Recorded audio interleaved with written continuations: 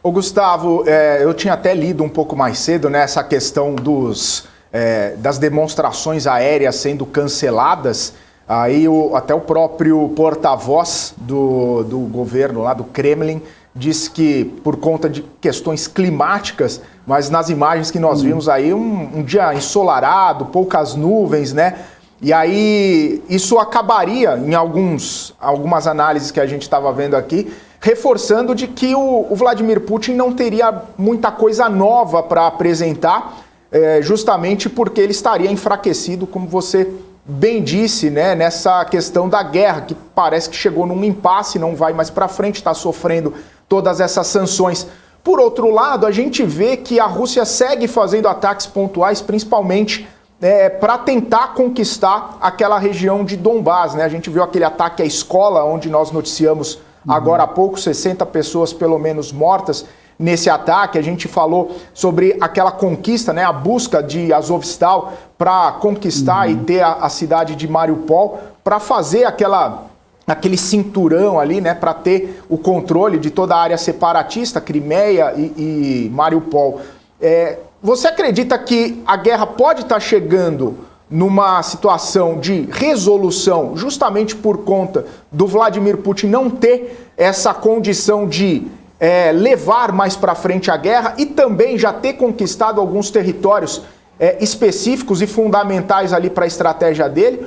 Ou, de repente, a guerra pode estar mais longe de ter um fim justamente por causa disso e também justamente porque não tem tido uma saída diplomática, as conversas não avançam?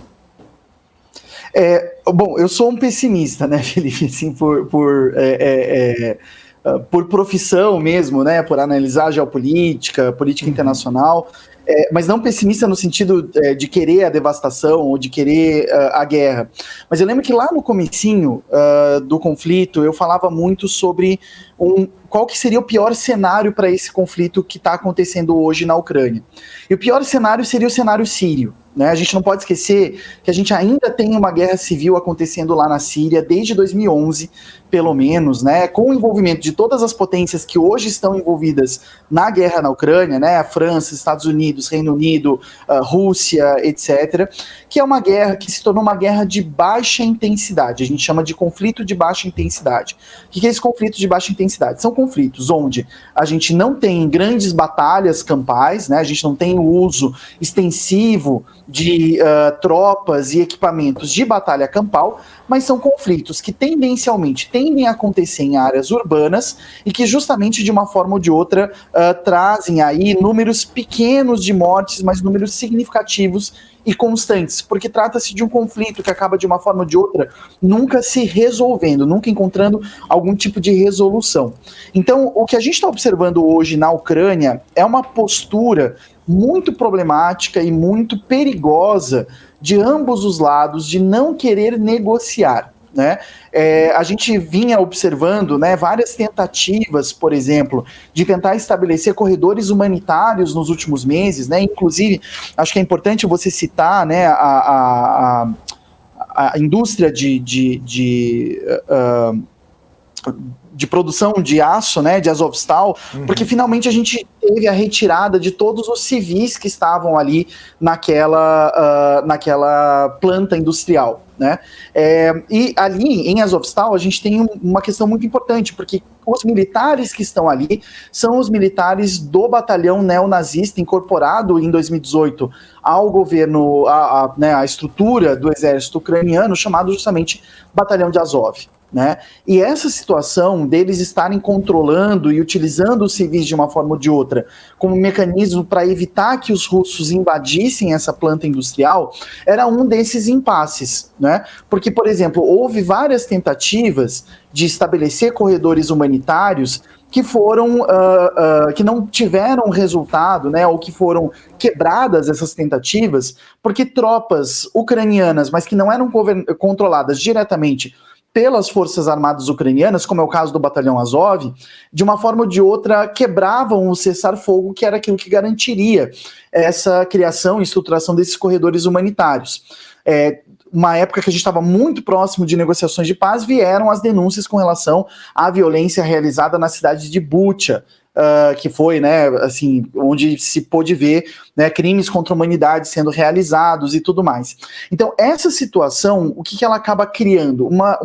Um aspecto meio controverso, né, mas quando a gente liga um pouco, quando a gente fala de guerra, né, de uma forma ou de outra, a gente tem que entender que isso também faz parte, mas é a crescente desconfiança entre as partes beligerantes, né?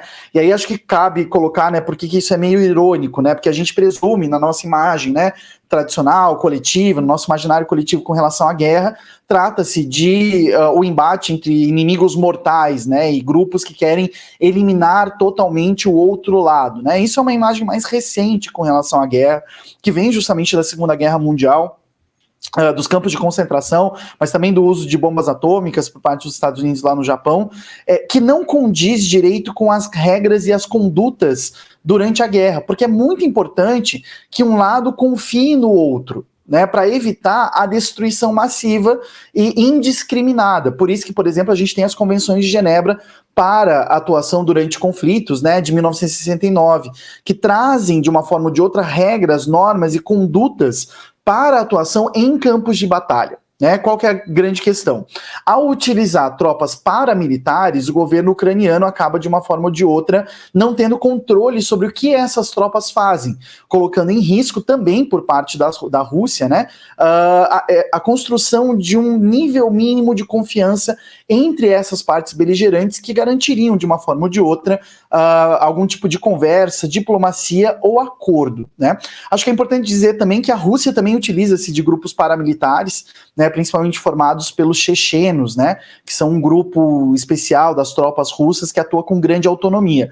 Então, o fato de não haver um controle político importante dentro desse conflito demonstra justamente essa incapacidade de alcançar níveis mínimos de conversa, que é algo que a gente deveria estar falando desde o começo, né? Eu estava conversando esse final de semana com vários amigos e já há algum tempo eu venho falando sobre isso, né?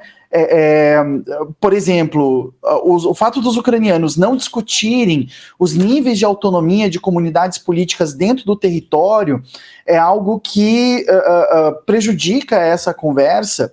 É importante a gente lembrar que toda essa movimentação, o Putin tem justificado com relação à mudança da Ucrânia de um país federado para um país unitário, né, em que as regiões têm menos autonomia e apenas o ucraniano pode ser utilizado como língua pública e tudo mais. Isso está no discurso dele de justificativa da invasão.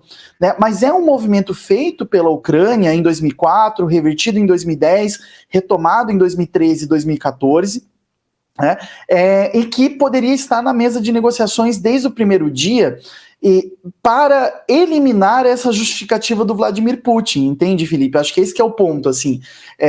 As posições que estão sendo tomadas hoje, elas estão tão rígidas e elas estão tão absolutas, também em razão do envolvimento de outras potências com interesse ali naquela região, que, de uma forma ou de outra, a possibilidade de alcançar a paz, que não seja pelo uso da força, pela destruição total de regiões e de pessoas, acaba se tornando cada vez menos possível e se configurando esses conflitos de baixa intensidade que eu falava lá no começo dessa resposta, justamente nessa região do Donbass. Há que se observar se os russos vão tentar chegar a um outro porto importante depois de conquistarem Mariupol, né, que são dois portos importantes dessa região sul, litorânea da Ucrânia com relação ao Mar Vermelho, que é o porto de Mariupol, que já está controlado pelos russos, e o porto de Odessa, né, mais ao sul, formando aí sim, como você disse, esse cinturão oriental e fazendo com que a Ucrânia, né, enfim, o que restar da Ucrânia,